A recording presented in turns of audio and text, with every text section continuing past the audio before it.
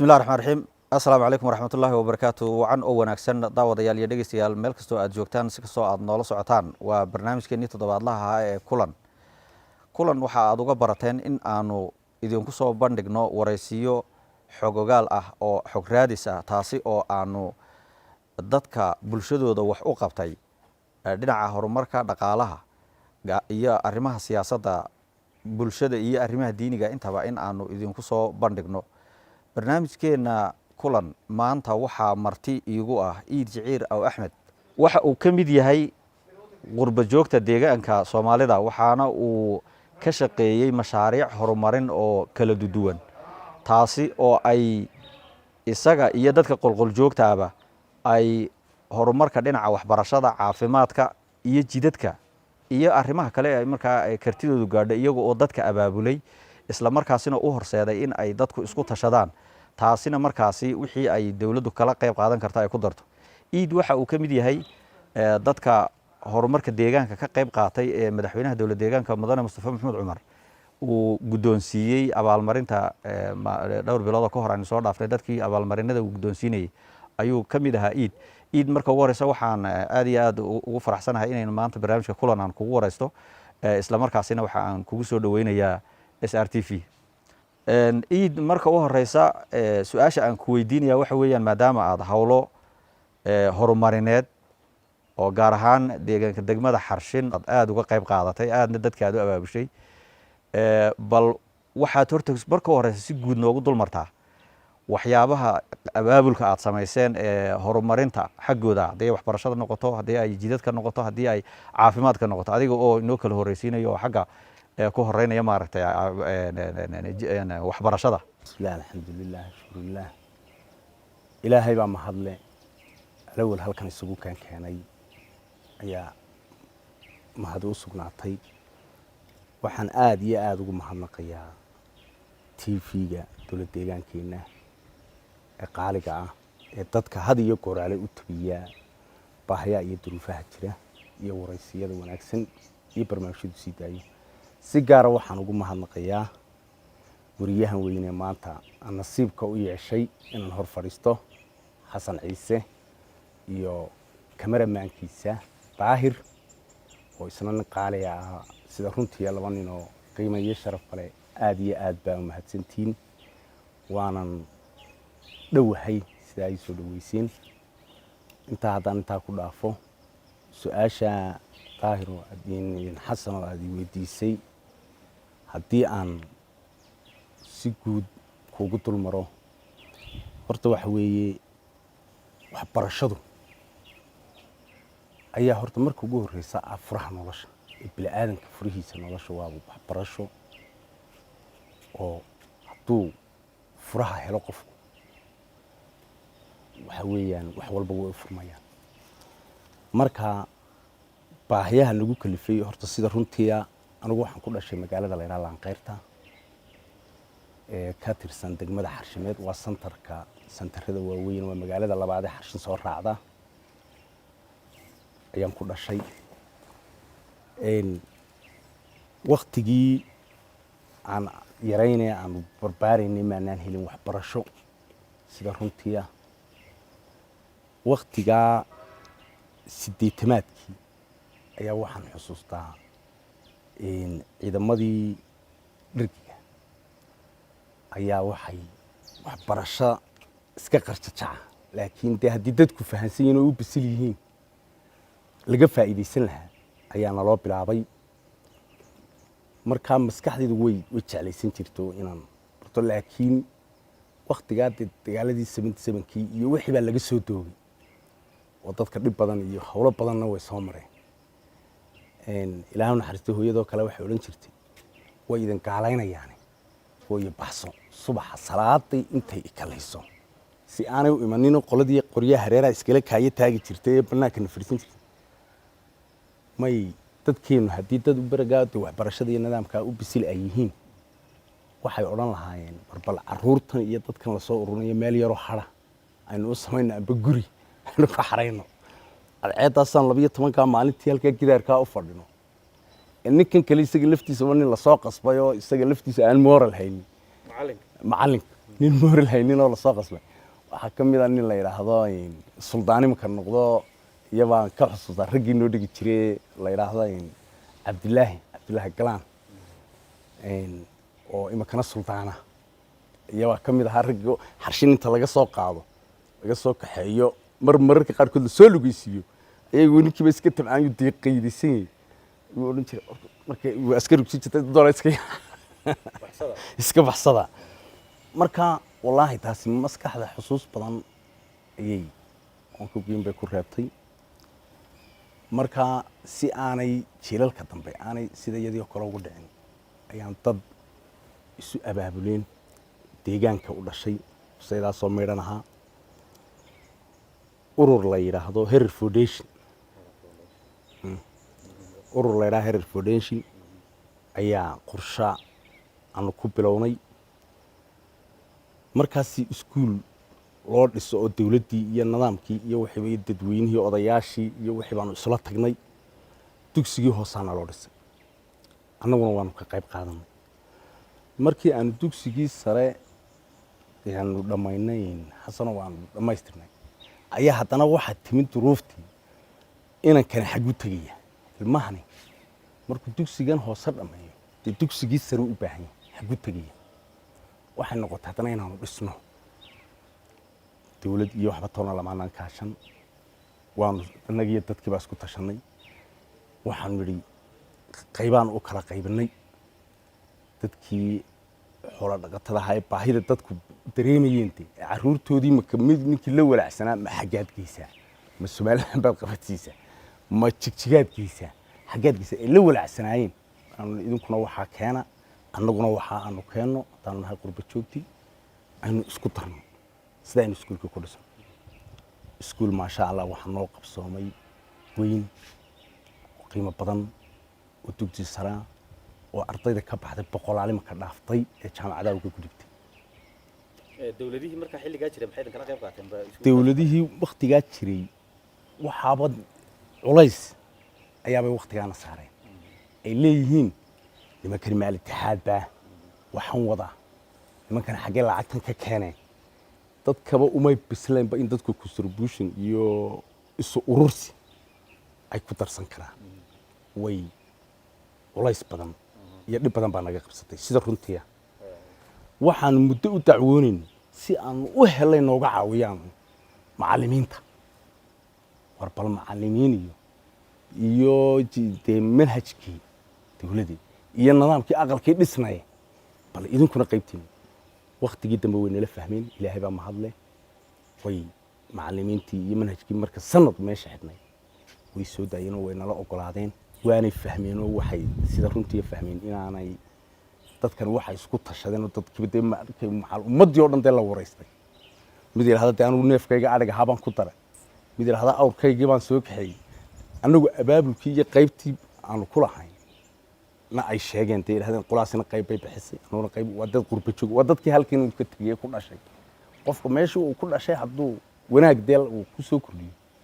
waxa lagu garab galo iyadoo waxaan ku su'aasha kale aan ku weydiinayaa waxa ay tahay dawladihii xilligaa jiray maxaa iyagu ay idin kala qayb qaateen iskuulladaas iyo horumarka aad ku jirteen iskuulladii shanta ah ee aad dhisteen oo aad soo samayseen ma waxa ay noqdeen kuwo dawladeed oo aad ku wareejiseen xafiiska waxbarashada mise waxa ay noqdeen kuwo maaragtay gaar loo leeyahay waa dawladda wax gaar loo leeyahay barefad ma jiro kii markaanu samaynay haddana kii labaad ayaa xarshin oo magaalo madaxdii ka hor laanqeyrto magaalo madaxdii degmada ayaanu kii labaadna ka samaynay oo abaabulkii aanu iyagina gaadhsiinoo nidhi iyadoo dadku iska qabaayil yihiin haddana dhinacna aan uga adeegsanoo war waxaanu samaysanaa waxbarashadoo iyagana isku daysho ay qurba joogtii kale iyo qoladii kalena ay sidaa iyagana noogala qayb qaateen iskuulkaana waanu ku guulaysan waa magaalo madaxdii labaad way koobaad ee degmada xaruntii degmada ayaanu kaana ka dhisan waxaa yimi kii saddexaad santarka balle gubadle ayaanu isagana ka dhisan oo weliba kaa hablo qurba jooga ayaa inta ugu badan lacagta bixiyey. wax yar baan ku darnay qolyaha yagan kale Heer Foundation oo kale iyo qolada hablaha oo qurba joog meela ayaa dhisay iyaguna. ilaahay mahadii imaka kaasi imaka wuxuu dhisan yahay 2 sano ayuu dhammaystiran yahay oo la dhigtaa. kii saddexaad kii afraad ayaan u soo gudbinay dabaylka santarka dabaylka isagana ka dhisnay. kii shanaad baan u soo gudbino isna lafa ciisa lafa islaamooda ayaan u soo gudbinay. 5 iskuul oo dugsi sare ayaan dhisnay. waxaan dhisnay 7 madrasad quraan oo mid walba aanu uga dhisnay ugu yaraanta ugu yara ay tahay 4 qol iyo office-kii iyo 7 aydan oo dhisnay. xagga waxbarashadii waxaan isleeyahay ilaahay mahadii marka 5 iskuul iyo 7 madrasadaha ay joogaan horta 5 iskuul ee dhistaan in 5tii waxaad ku wareejisay shantiiba dawladdan ku wareejinay. intan dambe imaka waliba isbedelka ayay ahaayeen 3 labada hore rafaadka ah mooyaane sanadii xogaaga wad 3 kaga gaarsiiseen 3 baan kaga gaarsiinay intii isbedelku u yimi. sida runtii waxa noo fududaaday dadkii qurba joogaha imaatikoodii iyo araggoodii iyo isku tashkeedii waxa keentay horumarka iyo nabadgelyada. dadku nabadgelyada markii hore lama aamini karinin. waxaanay noogu darayd waqtigii u dambeeyay dawladda Cabdiile haysata meesha ayaa dadka culayska ugu badan iyo dhibaatada ugu badan ay naga soo gaadhay qoladayada samafalka ahayd ee had iyo goraal doonayeen inay deegaanadoodii horumariyaan. qurba joog lama arki karin. nin wax qabanayo oo horumar qabanayo lama arki karin. horta 10 intaa uu haystay waqtiga ugu badan ee dadku ay rambaseen ayay ahayd. ilaah baa mahad leh. intan imaka 2 sano ee dawladda Mustafa Timi aad baan ugu mahadnaqnaa furfurnaanta iyo hufnaanta iyo iskarabtaaga ay dhiiri gelisay qurba jooga iyo dadka dadweynahaba. markaasay dadku ku dhiiran karayaan inay dawladooda iskarab taagaan wax la qabtaan. taa waxbarashadii meel baanu saarnay. sida runtii meel baanu saarnay. wax wanaagsan ayaa waxaan isleeyahay meel baa soo gaarsiisay. waxa kale oo ayadana aan u gudbayaa waxbarashada aan inta kaga imaado. waxa inta aadan waxbarashada ka gudbin dhulkaas xarshin iyo harta sheekha iyo awaar iyo aagaas Soomaalidu inkastoo dhul wada oo manaya haddana waa dhulka waxay ka mid yihiin aad ugu biyahayaan. waxa biyaha iyada wax ma ka qayb qaadateen maya wali xagga biyaha waxaanu ka qayb qaadanay. waxa jirta xilliga biyo la'aantu dhacday sanadkii dhaweeyay imaka biyo la'aantu dhacday oo kale waxaanu qaybinay ilaa 300 oo booyadood oo aan dadka ku waraabnay. laakiin kamaanaan samaynin weli ceelal iyo wax amba dhaamama kamaanaan samayn. laakiin way noogu jirtaa haddii alla yiraahdo in aanu qaybta aan wax ka qabanno. waxaan soo gudbaynaa iyadoo aad iyo aad ugu mahadsan mashruucan horumarinta xagga wadooyinka ka isaga sayfkiisu ku timid oo saad u bilowday isaga niyow ka waxaanu ku bilownay imaka markii isbedelku dhacay horta wax waliba noo furfurmeen soo ka horma jirin. waxaan ugu badan imaka aanu gacanta ku haynaa waa isbedelka. waxaana keenay isbedelka iyo nabadda iyo isku dhinaanta. waxa aanu ay ku dhalatay wado isku xidha dhagax buur oo gobolka xaruntiisii gobolka Jarara xaruntiisii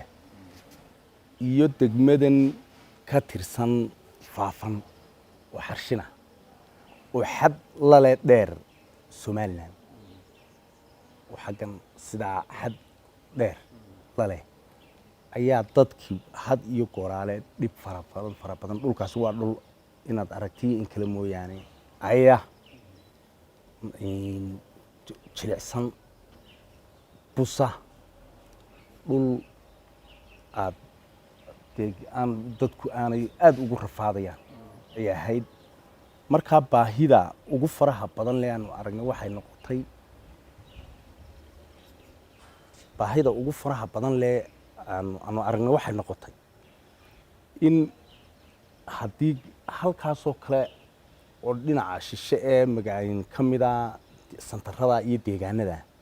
xitaa umushu dhibaatada iyo rafaadka ka gaadhaysa isku xidhnaanta dadka dhibaatada ka gaadhaysa ayaanu u fikir aragno waxaanu nidhi dawladdaanu u nimi wasaaradda markaa waxaanu war annaguna waxbaanu haysanaa maadaamaanu nahay qolyo u soo bislaaday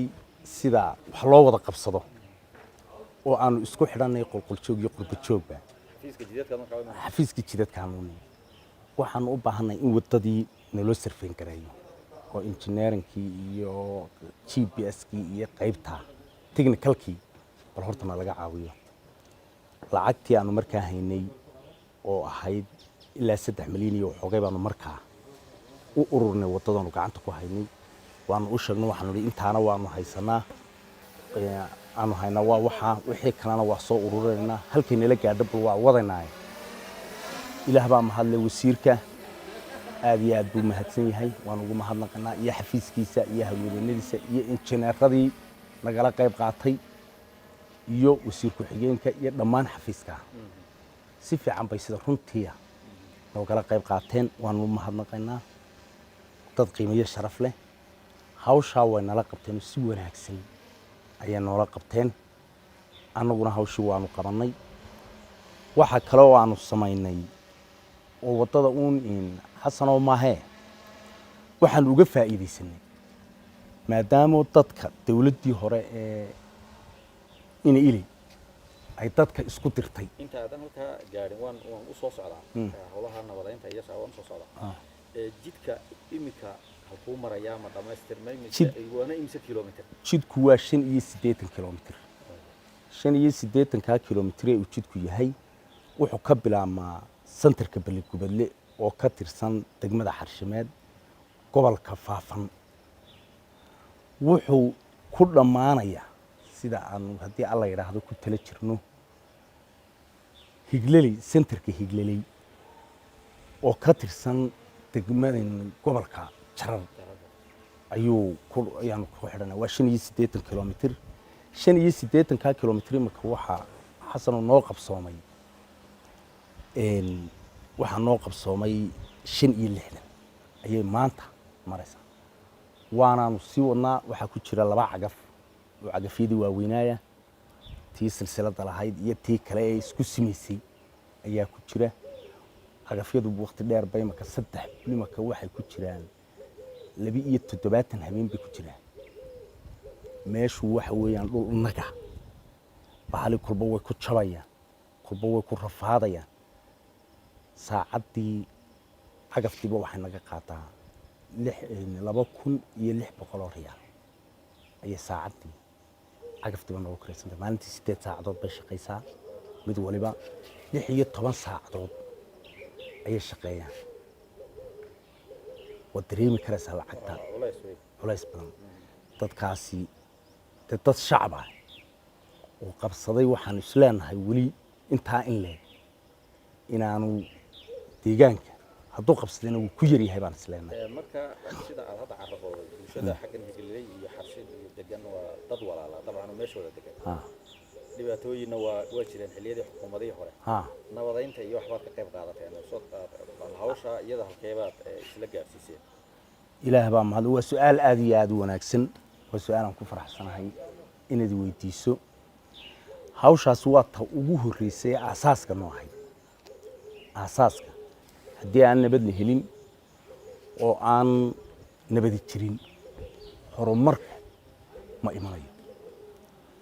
waqtigii dawladdii hore ay meeshan joogtay sida runtii inaan yaabihi isku dirtay ehelkii wada dhashay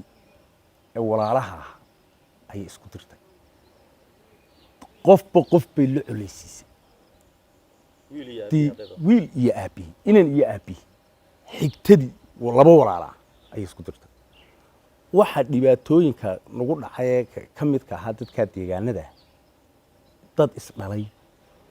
oo inan iyo abtigiya ayaa la isku diray waddadaa imaka 10kii sano intiisidii dambe weliba oo dhan cid isugumay gudbi jirin colaad baa la dhex dhigay qof baa la dilayaa loo soo diray kaasaa la odhanaya kanaa kan dilay kanaa kan oo wixiiba saasaa la isugu diray dabeed dadkii markii isbeddelku yimi ilaah baa mahadle maanta waxaynu haysanaa wax aad u qiimo badan dadku waxa ay hayaan inta badan ma gartaan markuu dhaafo gartaan maanta waxaynu haysanaa wax aad iyo aad u qiimo badan nabaddu iyo xorriyaddu iyo dimuqraadiyadda iyo noloshu waa waxa adduunka ugu qiimo badan adduunyaduna ku horgaadho adduunyada aad arkaysa iyo dadka arka Yurub iyo dadka aad arkaysa waxay ku laba shay un bay ku hormareen dadku oo fikirkooda cabiraya xorriyad haysta dawladoodii iyagu ay isla kaashanayaan isgarab taagan yihiin community-yadu meel walba adduunka way ka jiraan dawladda haddii aan la garab taagnayn iyadoo aga adag isku bataagso dadkeeda maanta wax wanaagsan baynu haysanaa dawlad dimuqraadiyadii nabadii wax walba maanta laakiin haddana dee bilaadan baynu naho in kaloo maqan iyo wax kalun baynu sii tabaynaa marka waxaanu ka bilownay markan tan ku soo dhawaado su-aashan aad weydiisay waxaanu ka bilownay waxaanu tagnay meesha la yiraahdo qurac booska annaga oo ah qoladii xaggan annaga qoladii xarshimeeda dadkii deegaankaasa dadkii kale odayaashii deegaankaanu halkaa kula kulan waa la isku ooyey sida runtii xaqiiqada markaad aragto waa la isku ooyey kan waanan yaabtii wixii nagu dhacay wixii dhibaatadii dadkii dhibaatada waa dad is ah way isku ooyeen kana idadaya tanaa habaryartaya tanaa hooyadaya tana wax kaliya kuma garatid halkaa muddo 7 ayaanu fadhin kolna dhinacaasaan tagayno higlali kolna xaggan baan nimi dadkii si wanaagsan bay gacmaha khusay markaas waxa qoladayadii samafalku anaguna qorshahayagii iyo balaankayagii noo yaalay anaguna soo bandhignay xagga horumarka marka in dadku isku xirmaano wadooyinkan xiran iyo dunyahan iyo waxaan aynu wax wada qabsano diyaar ayaguna si wanaagsan iyaguna kulli dadkii meesha deganaa hadda way ka wada qayb qaadanayaan dadkii meesha deganaa halkan waxaan keenay 10 oday 5 ka socda gobolka iyo 5 halkan degmadan ka socda ayaan xafiiska u keenay warqad inta laga soo wada qoreenay sida uga wada qayb qaadanayaan iyo sida u diyaariyeen sida dawladda wax uga codsanayaan xafiiskii baan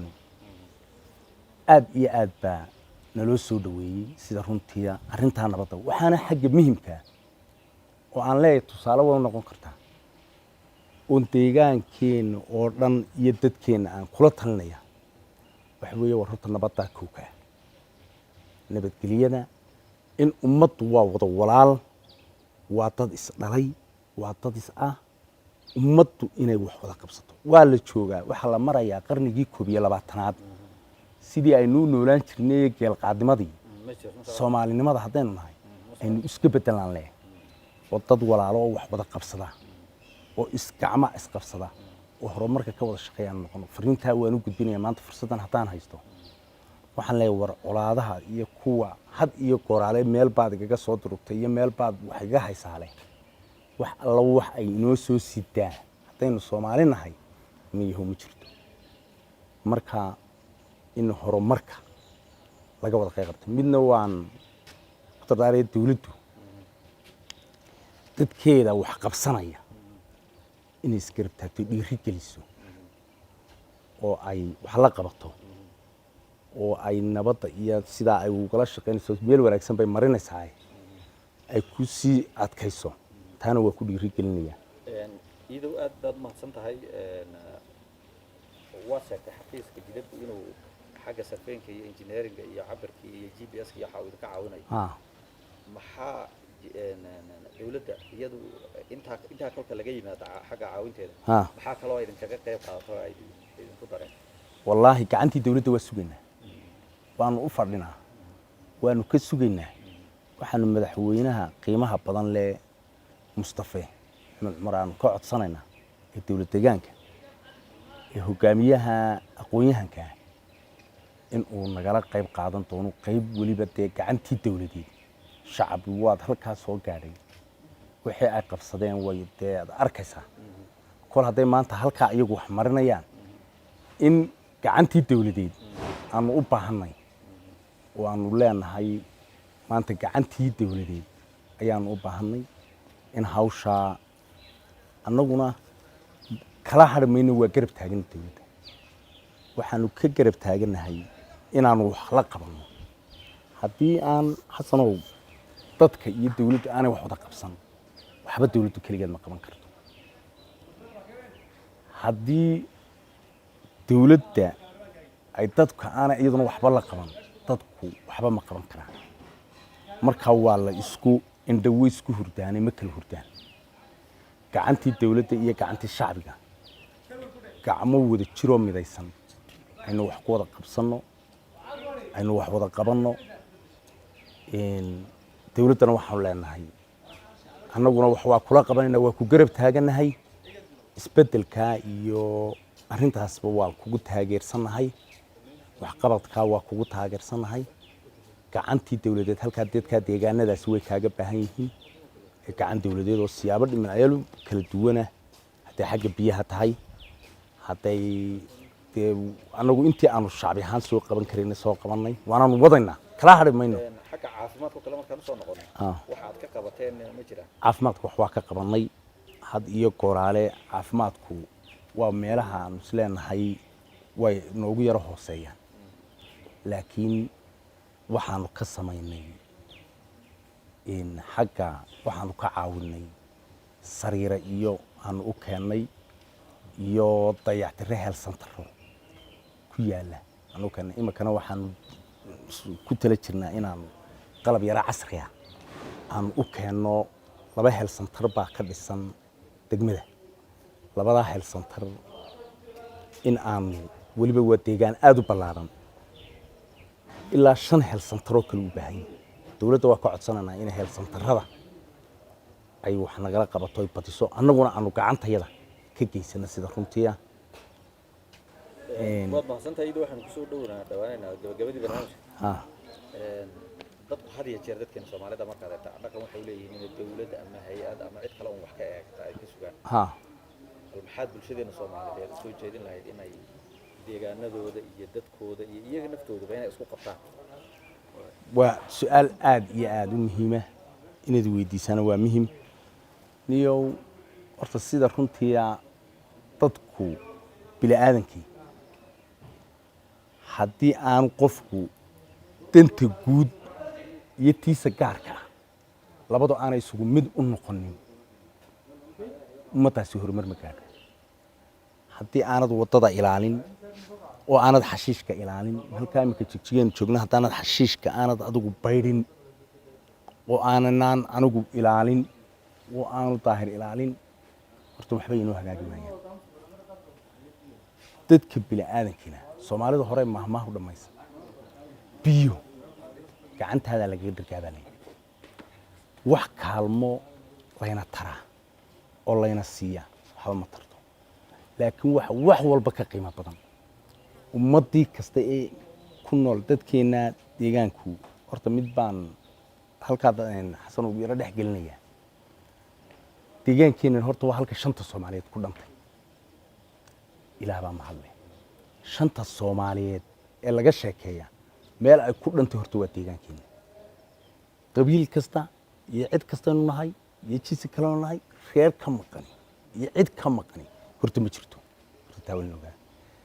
waxa mar walbana ina afacayso waxayna taraysaa midnimo iyo Soomaalinimo haddaynu midnimo iyo Soomaalinimo aynu weyno horta waxba noqon mayno xasana gaar waxba u noqon maayo idna gaar wax u noqon maayo daahirna gaar wax u noqon maayo laakiin isku tiirsanaan iyo ummadnimo ayaynu qoomiyad jirta ku noqonaynaa iyo dad jira aynu ku noqonaynaa horta taa weyn la ogaadaa ta kale haddaynaan inagu isku tashan deegaankeena haddaynaan isku tashan haddaynu ka sugno lacag meel inooga soo dhacda haddaynu ka sugno lacag gaala inoo keento haddaynu ka sugno lacag federaalu inooga soo dhacda waxba noqon mayno dad gacanta wax laga siiyana noqonaa la quudiyo ummadda biniaadankana wixii la quudiya waxba ma tarto magaabada hashaadaa ka roor maydhanaa kale intaa yare hashaada aad ka maasho ayaa tu kala soo doorsa ka roon haddaynu maanta isu geyno 10 riyaal aynu gebigeennu intiina 10 riyaal isu geyno waxaynu ku dhisi karnaa waxaanad maleynin marka 1 milyan oo qof oo balaan waxba gina bishii hadduu bixiyo 10 riyaal halka milyan waa 10 milyan balagada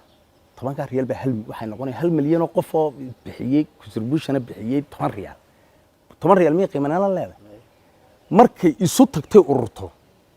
waxay noqonaysaa waxaan aqligaaga iskeenay dadkan imaka anagu qaabkan aanu kaga ururayno kuwa qurbaad jooga waxaanu dhahnaa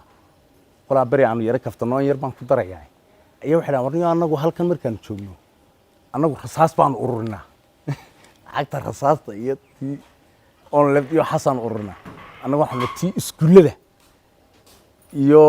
aanu madrasada ku dhisaynay ayaan ururinaa marka qoladaasaan kaftano waxay yidhaahdeen tiina ayaa midho dhal qaybtay tii kale midho dhammayri waana sida runtiya dadku markaa lacagta markaad kuwaa dibaddana $10 ururiyaan kuwan dalkuna ay isku tashadaanay 10 riyaal ururiyaan lagada 10 riyaal ururiyaan 1 milyan oo qof oo maanta dadkeena joogay 1 milyan kama yar 1 milyan bir halkii riyaal haddaad isku darto waa muxuu noqonayaa 1 milyan oo bir miyaanu noqonayn 1 milyan oo qof 10 markaas ku dartana waa 10 milyan marka dadku saas wax u qabsan karayaan waxa yar ee la isu geeyo ayaa wax qabsan karaya marka waxaan kula talinayaa had iyo goraale deegaan waliba iyo mata hala baro waxa la yiraahdo isu tagga iyo contribution wax wada lahaanshaha qofku marka lacag ka gasho dintan guud aqalkan dawladdu markay lacag ka gasho ee adigu iskuulkana lacag geliso ee wadadan lacag geliso haba yaraato 10 riyaal ba geli lahaanshiyahaagii halka gurigaaga lahaanshiyihiisa ku damqado ayaa ku damqanaysa laakiin intaanad waxba gelin waxaad arkaysaa wax meel kale ka soo go'ayba dadka in lagu baraarujiyo dawladuna inay qaybtaa wacyigelinta xagga wacyigelinta dadku inay wax wada qabsadaan ayana ay qaybteeda ku darto sida aynu horumarka ku gaar karnaa waa sida cashuurtii qaybtii cashuurta iyo qaybtaa dadku isu keenaan marka lagu daraa wax qurux badan inoo qabsoomaya laakiin inta badanna dadka aan had iyo goraale waxyaabahan yara dareemaya dawladda in wax loo doonanayo oo iyadii dawladdu waa mid baa la oranayaa eerkaasoo lafaheena soo gooya oo wixba waa lafa aynu isu geynaa haddii nin walba laftiisa goosto way kala tagaysaa soomaad garan haba laftii cadka aynu ka dhamayno marka aynu kabno waxaan leeyahay lafta aynu cadka ku ururino inaguna wax la qabano iyaduna daacadnimo iyo hala timaado sida runtiya iyo hufnaan iyo xagga had iyo goraale corruptionka waa in aad looga fogaado maan iyadana dawladana ku boorinayaayo ay noqoto transparent ay iyaduna dad xaqiiqada oo la xisaabtankeeda oo ilaa la xisaabtamo dadkuna ay ka qayb qaataan marka hadalkan idinku dheereeyay aad iyo aad iga raali hada xasan marka inahaasan ku soo koobaya waxa arrinkeenu uu yahay dardaarankeenu wax wada qabsi iyo isku tashi iyo dawladdeenu inuu isgarab taagno dawladduna dadkeeda ha isgarab taagto waa intaas daawadayaasha sharafta loo intaasi waxaa inoogu dhan barnaamijkeeni kulan ee toddobaadkan oo uu marti inoogu ahaa Eid Jiciir Aw Axmed oo kamid ah qurbo joogta deegaanka isla markaasina dadka horumarka iyo ka qayb qaata uu yahay oo aan saan hore usoo sheegnayna madaxweynuhu dadkii uu abaalmarinta guddoonsiiyey sanadkan uu ka mid yahay. aad iyo aad baan ugu mahadnaqaynaa waqtigiisa aanu ka qaadnay iyo maaragtay sida fiican ee uu deegaanadaas horumarada ay ka qabteen uu inoogu soo jeediyey. sidoo kale waxaan u mahadnaqayaa kameramaanka daahir axmed muuse. waa taniyo inta aynu ku kulmi doonno barnaamijkan mid lamid ah anigoo idinla sidaas iyo asalaamu calaykum waraxmatullaahi wabarakaatu.